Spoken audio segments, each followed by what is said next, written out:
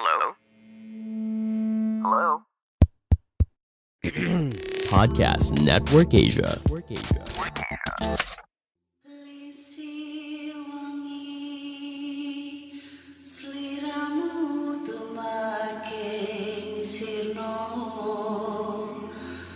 ojo tangi kanmu guling awas jo matoro aku lagi bang wingo yen setan kang tak putusi dadya sembarang ojo layu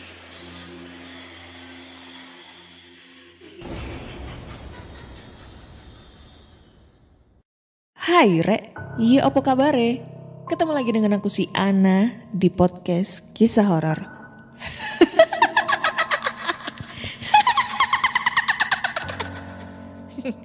Ketemu lagi di episode 146 dan di episode kali ini aku akan bacakan cerita horor ataupun email berhantu yang sudah dikirimkan teman-teman melalui podcast kisahhoror@gmail.com atau DM Instagram podcast Kisah Horor, DM Instagram Ana Olive serta Google Form yang linknya tersedia di bio Instagram podcast Kisah Horor.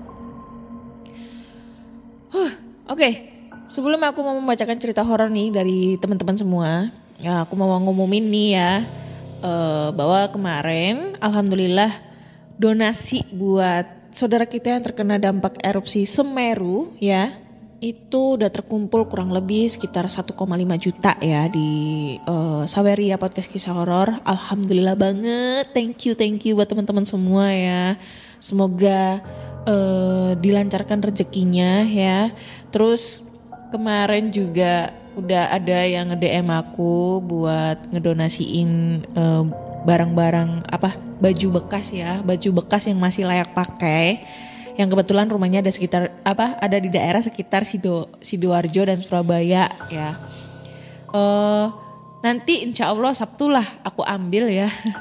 Karena lagi sibuk banget kerjaan, jadi mungkin free-nya hari Sabtu dan insya Allah tanggal 15 ya insya Allah nanti donasi dari kalian semua aku salurkan langsung ke kebetulan ada temen aku yang emang dia tergabung dari pokoknya sosial gitulah, gue nggak tahu, pokoknya ada komunitasnya gitu yang bakal berangkat ke Lumajang insya Allah hari Jumat ya. Jumat tanggal berapa ya?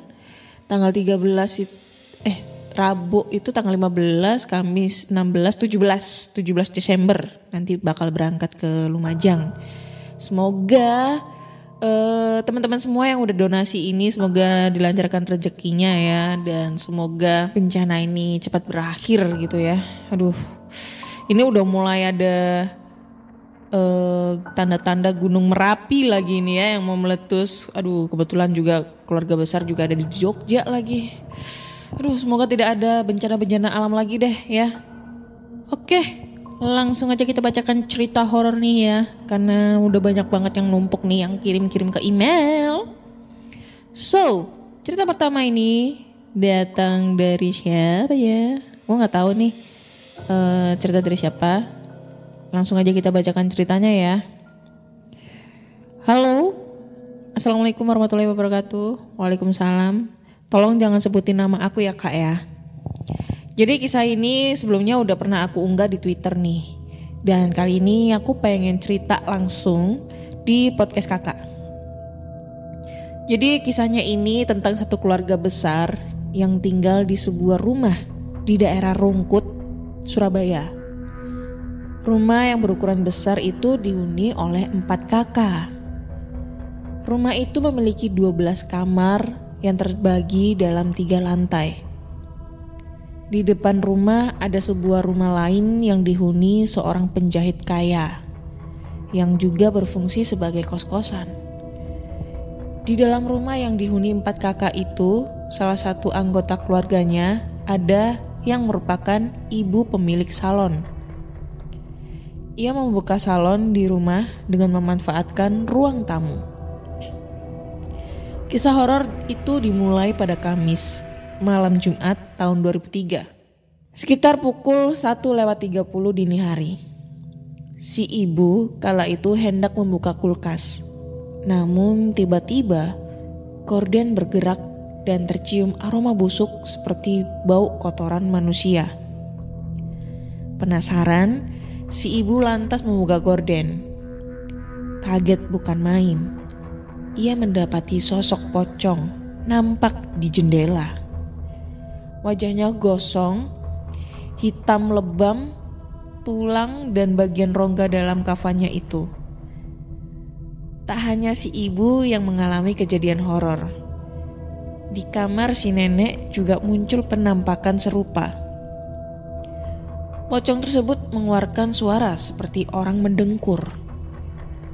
Si ibu lantas berlari mengambil pusaka yang ada di loteng dan melepas semua gorden. Ia lantas menabur garam di setiap sudut ruangan untuk mengusir pocong. Namun, bukannya hilang, pocong-pocong tersebut justru mengacak-ngacak barang-barang di lantai 2. Aku sama mami naik ke atas dan benar, mereka berdua, pocong, ada di sana.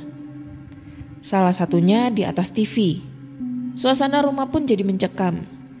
Penghuni rumah akhirnya berkumpul dan berlindung di dalam satu kamar. Sementara dua pocong itu masih membuat kegaduhan. Hingga akhirnya ditemukan bungkusan kain kafan di loteng rumah. Pagi harinya warga sekitar ramai berdatangan ke rumah tersebut. Aparat desa dan polisi juga datang untuk menyelidiki peristiwa mengerikan itu. Warga pun sepakat menggelar doa bersama di rumah itu.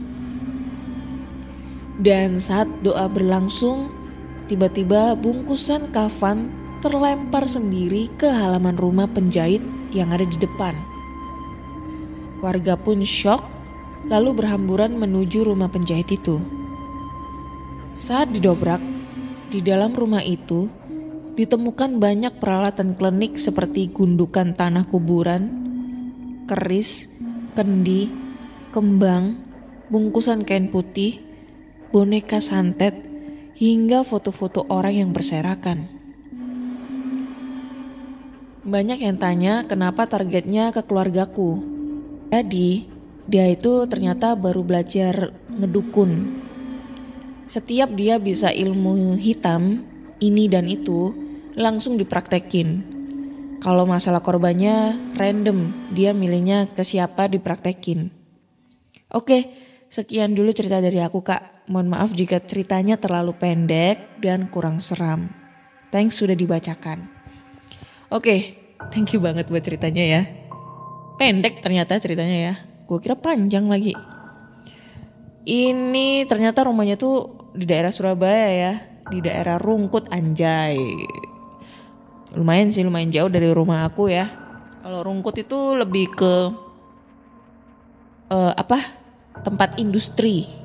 Jadi di sana itu banyak banget pabrik-pabriknya ya. Terus banyak banget rumah makan apa segala macam ya, karena emang di situ tempat industri, banyak pegawai-pegawai pabrik.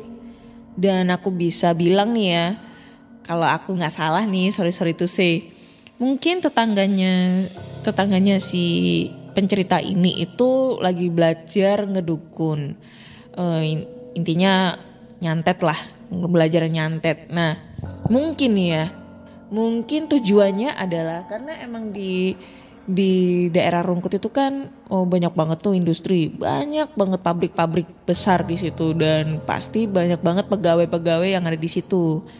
Nah kebetulan kan kalau misalnya ada pegawai-pegawai itu kan banyak banget tuh berderetan, ada kos-kosan, rumah makan, atau warkop, atau salon, penjahit dan lain-lain.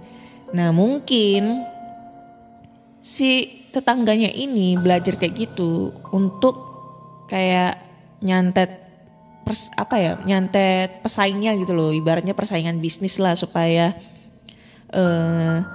dianya itu tidak tersaingi bisnisnya gitu.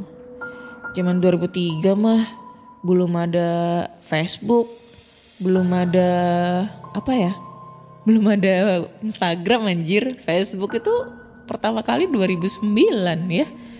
Friendster, dulu itu masih Friendster tahu. 2003 gue SMP itu masih zamannya MRC. MRC anjay. Tua banget gue sumpah MRC. ASL please. Cewek underscore maco. Cewek Bandung. Cowok Surabaya kayak gitu-gitu. Masuk di roomnya masing-masing gitu. Jadi ada room Surabaya, room Bandung kayak gitu-gitu. Aduh kangen banget aku zaman kayak gitu. Oke. Cuma gitu doang sih ceritanya. Kurang serem menurut aku ya.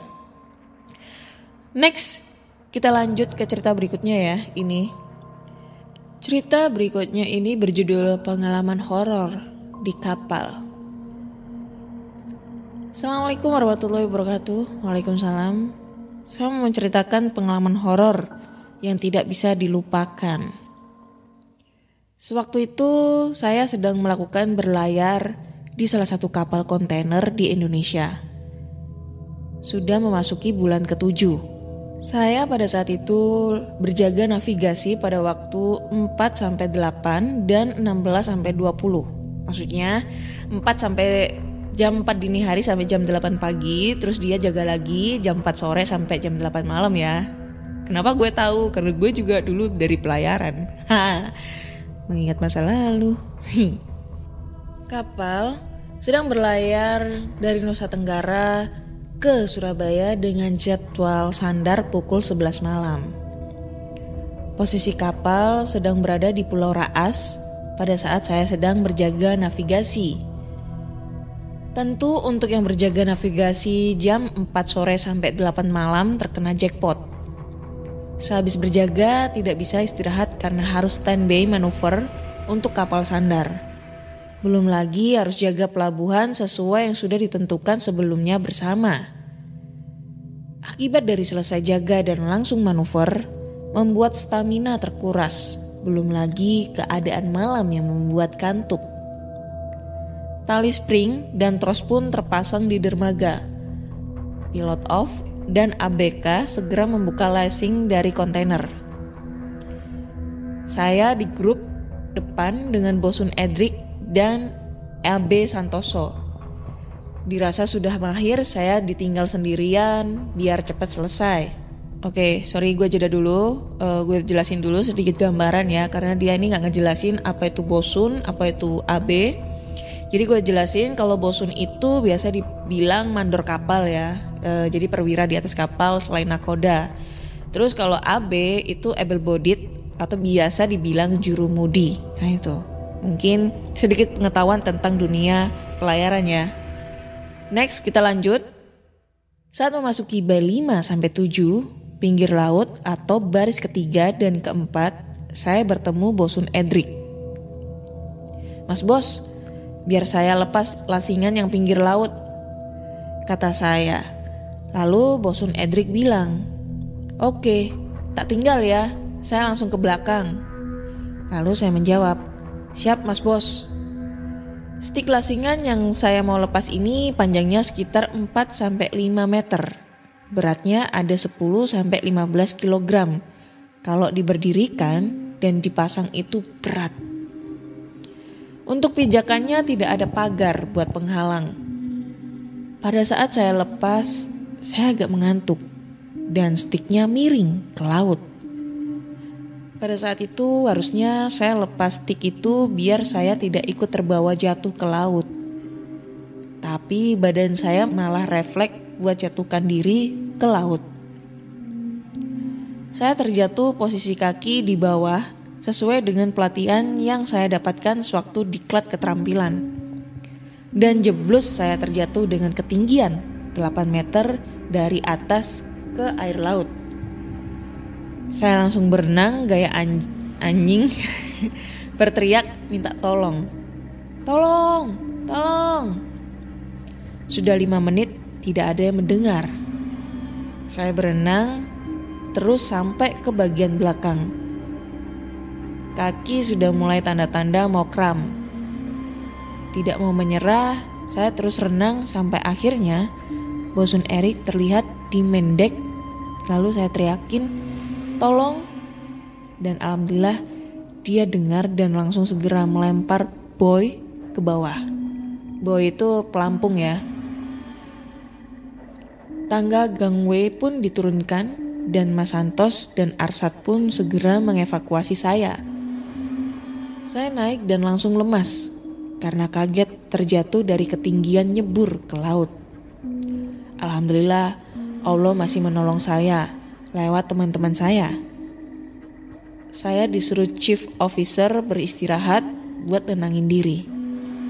Dan saya pun istirahat dengan badan penuh pegal dan rasa kaget yang masih nempel.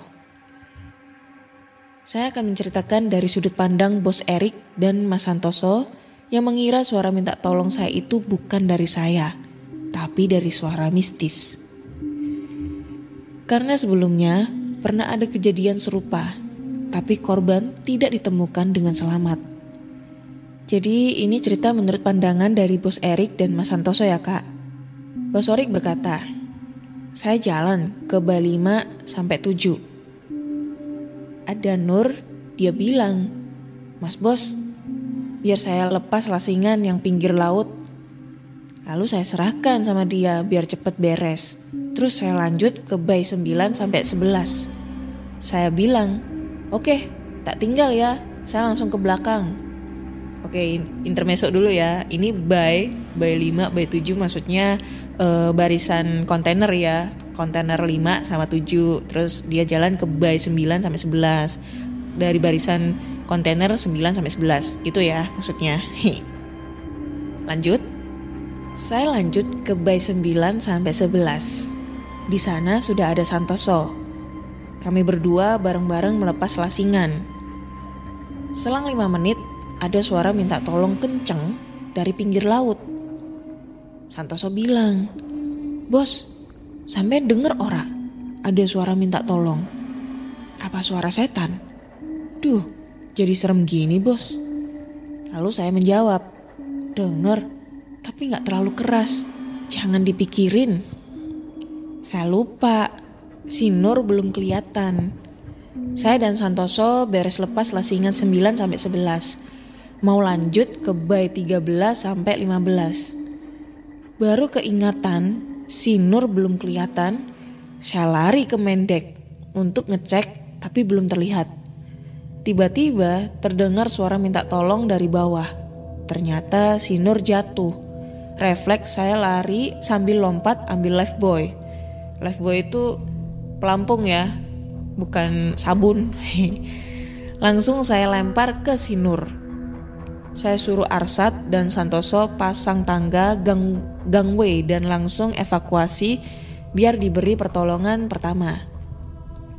Alhamdulillah si Nur selamat, tidak ada luka. Cuma masih syok aja. Saya merasa bersalah karena meninggalkannya sendirian. Saya nasihati dia kalau capek minta bantuan atau istirahat.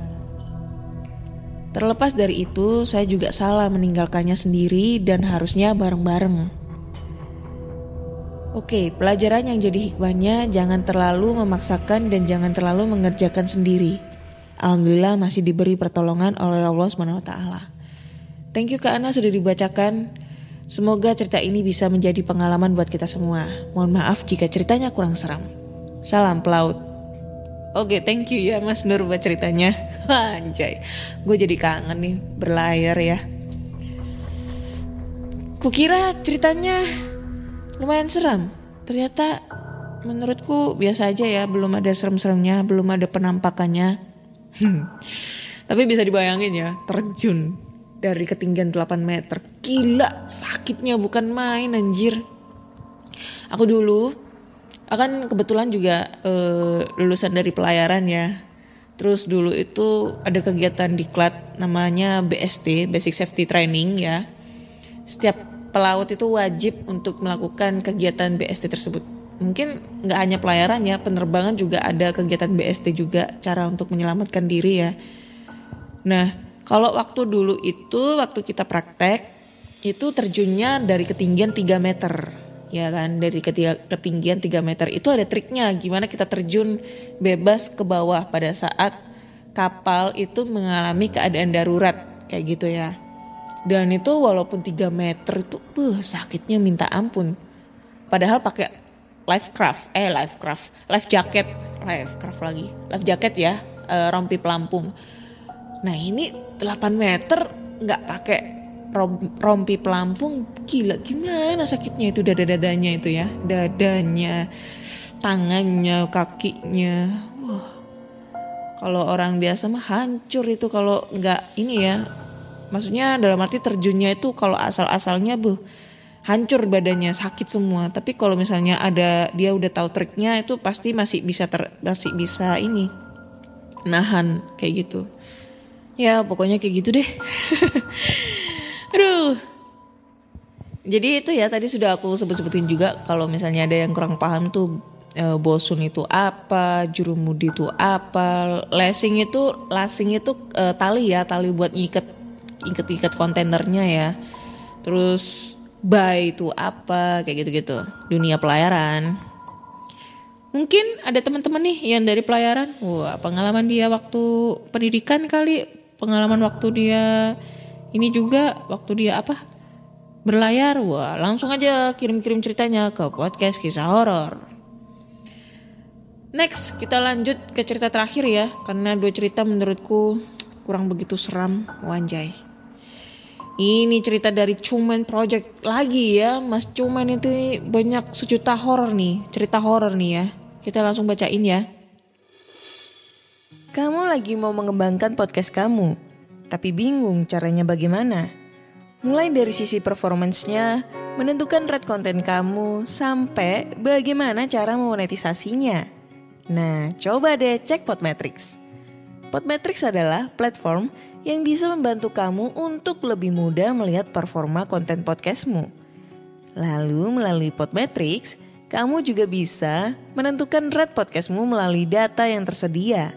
Serta bisa juga memonetisasi kontenmu dengan champion-champion dari brand yang cocok dengan podcastmu. Bahkan, Podmetrics juga bisa membantumu untuk mendapatkan inspirasi dalam membuat iklan pada podcastmu dengan contoh iklan yang sudah tersedia. Nggak ketinggalan juga, sekarang Podmetrics juga ada fitur Pod Earnings dengan berbagai metode pembayaran. Sehingga memudahkan kamu untuk mendapatkan penghasilan dari Podmetrics. Jadi, kalau kamu seorang podcaster, pastikan kamu mendaftar Podmetrics dengan memakai Podmetrics referralku. Klik langsung aja podlink yang ada di deskripsi box dalam episode ini. Assalamualaikum Kak Ana. Halo pendengar podcast kisah horor. Saya Cuman Project. Saya berasal dari kota Sukabumi, Jawa Barat. Kali ini saya akan menceritakan kisah horor di tahun 2019 di salah satu hotel santai di Gedung Tua yang menawarkan taman dan restoran internasional yang terletak di ini disebutkan ya alamatnya. Ya pokoknya di Kerajaan Turirejo, dan orang Malang pasti tahu. Ini alamatnya lengkap banget, gak usah deh. Gimana batuknya? Sudah membaik? Kalau sudah, alhamdulillah. Kalau belum, coba resep obat batuk keluarga saya. Untuk mengobati batuk dengan madu, campurkan 2 sendok teh madu dengan air hangat atau teh herbal. Bisa juga ditambahkan dengan perasan jeruk nipis. Minumlah campuran ini sekali atau 2 kali sehari. Tetapi jangan berikan madu kepada anak di bawah 1 tahun. Selamat mencoba Kak. Wah, thank you banget ya Mas Cuman ya, udah dikasih tips biar gak batuk-batuk. Tapi batukku ini udah menjadi ciri khas ini ya. Oke, lanjut cerita ya. Bangun pagi langsung sarapan. Kalau makan bagi-bagi dong. Jangan dengerin sendirian, nanti ditemenin pocong. Anjir mah, pantun nih. Seperti pengalaman horor di hotel yang saya dan istri saya alami. Dari luar, kondisi hotel yang saya tempati tidak ada masalah dan tidak ada keanehan sama sekali. Tapi entah kenapa saya merasa agak aneh ketika kaki melangkah masuk ke dalam lobi. Saya hanya berpikir bahwa kondisi badan saya lelah karena capek setelah melakukan beberapa aktivitas. Setelah mendapatkan kunci kamar, saya dan istri saya pun bergegas menuju kamar untuk istirahat. Tapi tetap saja, saya masih merasa tidak enak badan.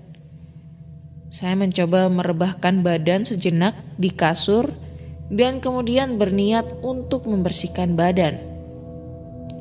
Hari pun mulai gelap. Saya memutuskan untuk mandi. Berharap semua rasa capek yang saya rasakan hilang.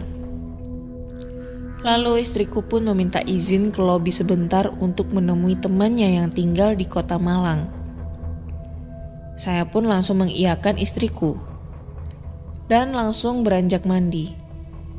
Setelah saya selesai mandi, saya pun keluar dan merasa terkejut lantaran saya melihat semua gorden dan jendela terbuka.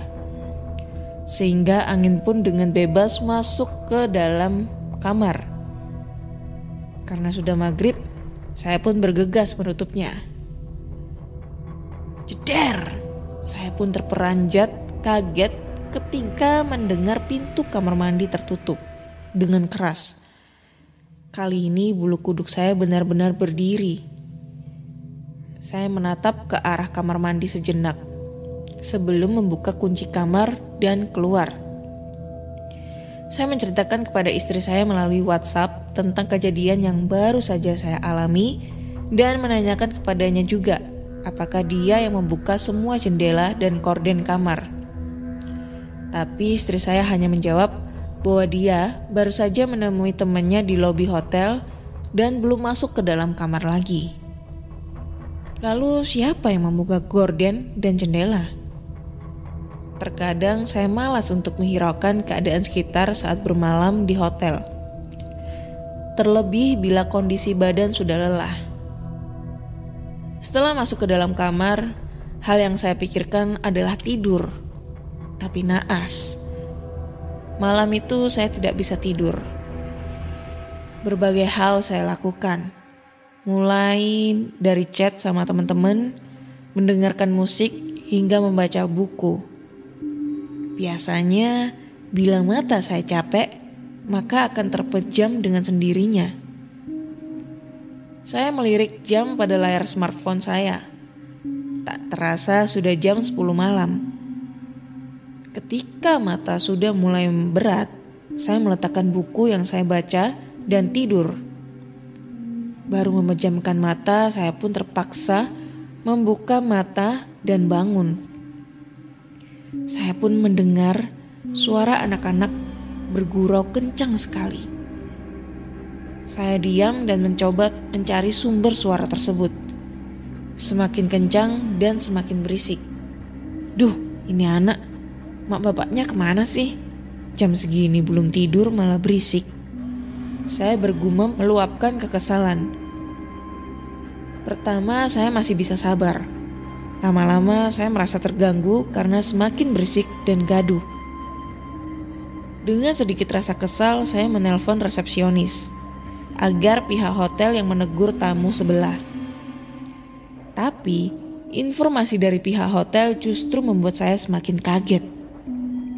Maaf Bapak, sebelah kamar Bapak sudah melakukan check out tadi siang dan sekarang kosong. Lalu siapa yang berisik malam-malam begini? Sampai pagi menyingsing saya tidak mendapatkan jawabannya. Pengalaman aneh yang saya alami bersama istri di hotel tersebut. Entah kenapa setiap kali mau liburan, saya dengan istri selalu semangat membahas hotel tersebut yang menurut kami itu adalah hotel yang menawarkan taman dan restoran internasional yang bagus karena kami baru setahun menikah. Jadi butuh liburan sesekali. Lanjut, ketika keesokan harinya saat itu saya dan istri saya sedari sore hanya melakukan kegiatan di kamar. Saya tidur, begitu juga istri saya. Sekitar jam 12 malam saya terbangun dan saya mendapati istri saya sedang memainkan smartphone miliknya. Kami pun ngobrol sebentar dan saya mengajak dia untuk keluar ke lobi karena bosan di kamar. Tanpa pikir panjang, istri saya pun mengiyakan ajakan saya. Setelah puas di lobi, kami pun masuk ke dalam kamar dan berkata padanya, "Sepertinya aku akan susah tidur deh. Seharian tidur kebangun jam segini." Istriku pun hanya terkekeh. Setelah itu saya pun tidak ingat apa-apa. Malam itu pada saat kami masuk ke dalam kamar, rupanya saya sudah terlelap sejak badan saya menyentuh kasur. Sementara istriku justru tidak bisa tidur dan berusaha tidur sambil bermain handphone. Namun, tiba-tiba dia melihat sosok wanita putih berada tepat di kaki saya. Berdiri dengan rambut panjang yang terurai dan posisi kepala yang menunduk. Tingginya hampir 4 meter. Hanya beberapa sentimeter lagi menabrak atap kamar hotel. Dan bau busuk. Sontak istri saya pun kaget dan berteriak. Saya tidak merespon teriakannya dan masih terlelap dalam tidur. Ibarat mimpi buruk, dia pun segera memejamkan mata dan komat kamit membaca doa-doa. Malam itu seolah menjadi malam terburuk untuk istri saya dan rasa aneh yang saya rasakan sejak menempati kamar tersebut. Setelah sudah 2 hari berada di kota Sukabumi, baru istri saya menceritakan semuanya apa yang dia lihat di kamar hotel. Kata istriku, aku saat tertidur seperti orang yang sedang kram sekujur tubuh. Tubuhku kaku. Dia membangunkanku tetapi tidak bisa katanya. Sekian. Terima kasih Kak Ana. Saya tuh bukan anak indigo atau apapun itu. Jadi tak heran banyak pengalamanku yang dikirimkan ke PKH. Saya sering sekali melihat makhluk halus, mendengar suara-suara. Apalagi di tempat yang baru saya kunjungi. Contohnya bila menginap di hotel, jadi sudah tidak aneh di keluargaku. Kalau aku sering diganggu. Dan jadi terbiasa. Tak jarang saya tantang balik. Meskipun bukan hari lebaran, tapi saya selalu meminta maaf kepada Kak Ana kalau semisal tulisanku berantakan, tanda baca kurang, apalagi membuat Kak Ana susah membacanya. Mungkin segitu dulu dari saya. Kalau ada waktu saya akan ceritakan lagi cerita yang saya alami. Maaf juga Kak Ana, saya belum membuat jadwal ngobrol-ngobrol di PKH. Jaga kesehatan, makan vitamin, cuci tangan, dan jangan terlalu kecapean. Baik-baik di sana. Wassalamualaikum. Bye-bye. Waalaikumsalam warahmatullahi wabarakatuh. Thank you banget buat Mas Cumen ya, buat cerita horornya untuk kesekian kalinya. Anjay, perhatian banget nih. Nggak usah sok perhatian sama gue. Ntar gue baper. Kasian dong, ntar dipikir gue pelakor lagi. Enggak dong, canda.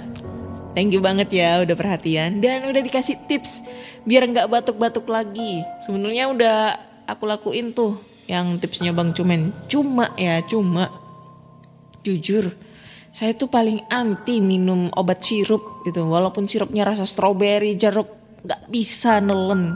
Dah kalau nggak dicekokin air minum itu nggak bisa, pasti muntah. Kayak gitu Bang Cumen. Oke, gue penasaran banget ya ini hotelnya itu kayak gimana bentuknya. Ini dia ngasih alamat lengkap sih sebenarnya, tapi nggak aku sebutin ya. Coba nih. Di mana ya? Jalan salin dulu deh. Salin terus kita cek-cek di sini. Alamatnya. Oh. Ini.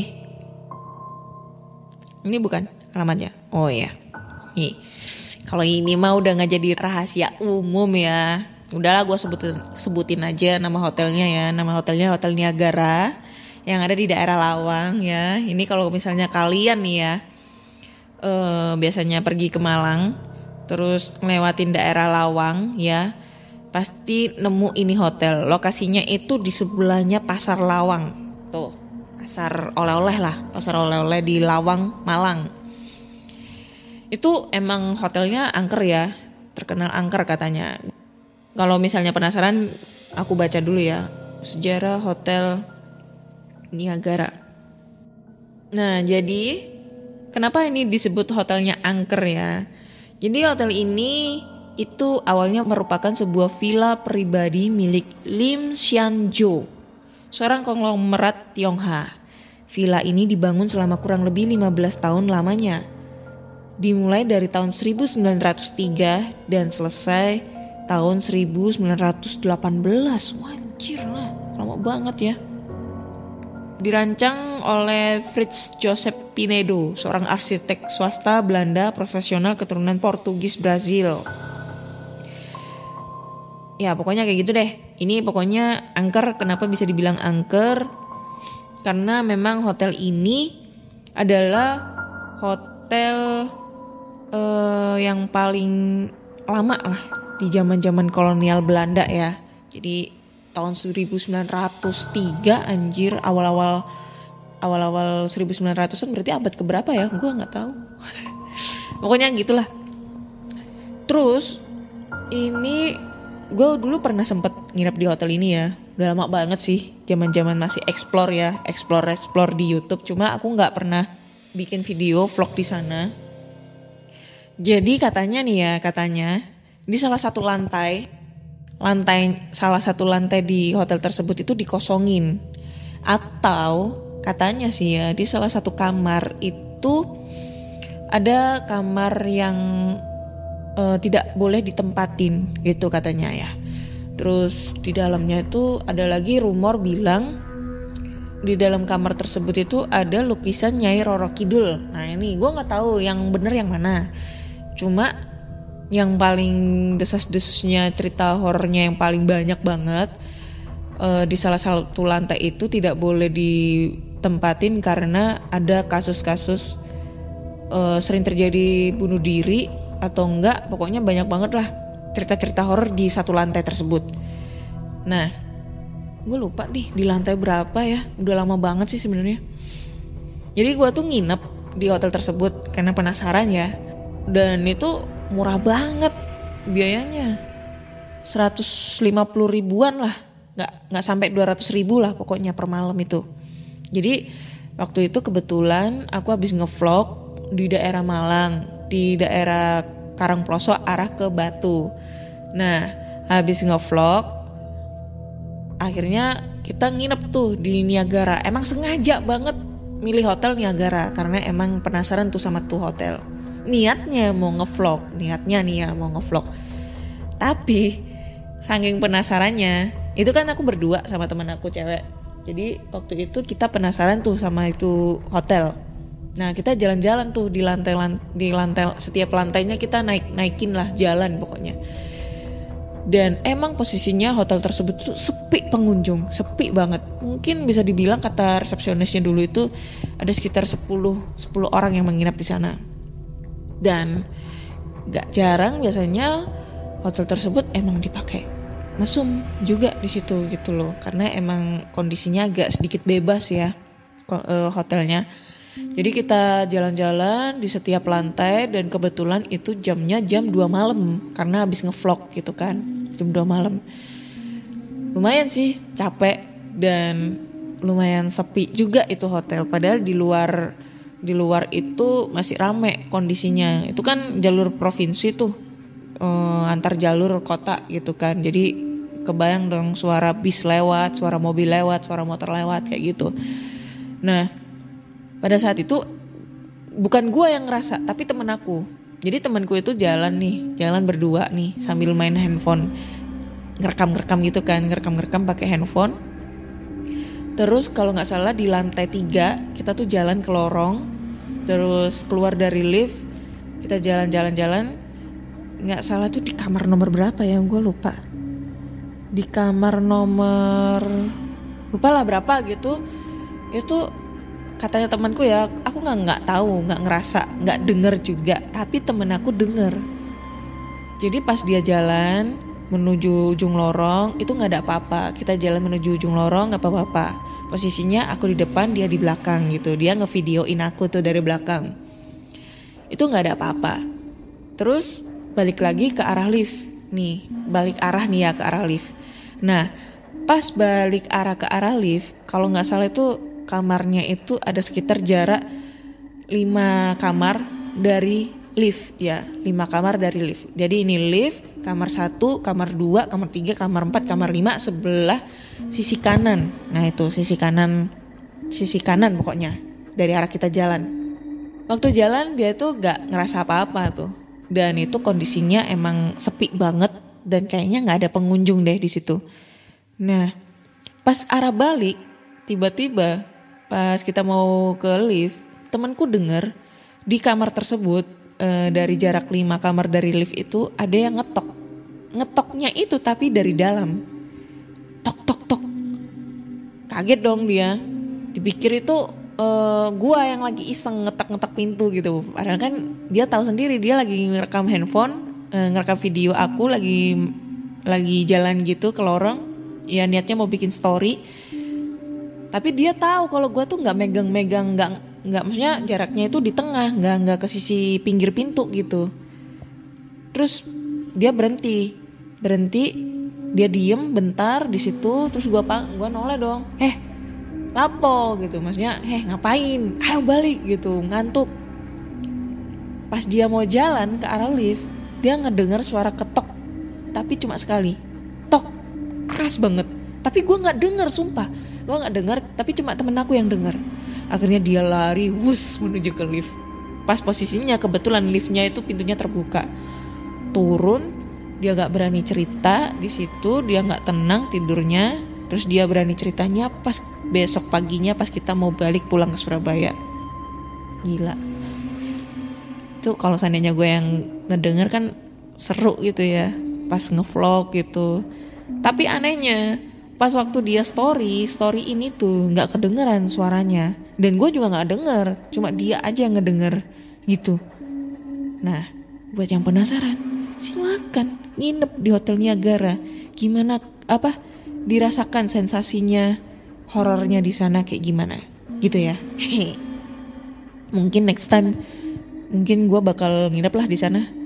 Langsung cerita horor nge-podcast di lokasi horor tersebut. Wah keren tuh kayaknya ya. Oke, cukup sekian dulu kayaknya cerita di episode 146 ini. So buat teman-teman semua yang pengen kirim-kirim cerita horor, berbagi cerita horor, langsung aja kirim ceritanya ke podcastkisahhoror@gmail.com atau DM Instagram podcast kisah horor, DM Instagram Ana Olive serta Google Form yang linknya tersedia di bio Instagram podcast kisah horor. Jangan lupa follow juga podcast kisah horor di Spotify, Google Podcast, Apple Podcast, atau di Anchor atau di Noise. Karena sekarang podcast kisah horor bisa didengar di Noise. Dan jangan lupa follow juga Instagramnya podcast kisah horor. Terima kasih sudah mendengarkan podcast kisah horor sampai detik ini. Nantikan cerita-cerita horor di episode berikutnya. See you.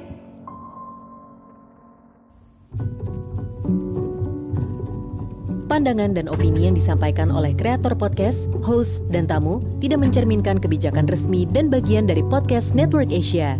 Setiap konten yang disampaikan mereka di dalam podcast adalah opini mereka sendiri dan tidak bermaksud untuk merugikan agama, grup etnik, perkumpulan, organisasi, perusahaan, perorangan, atau siapapun dan apapun.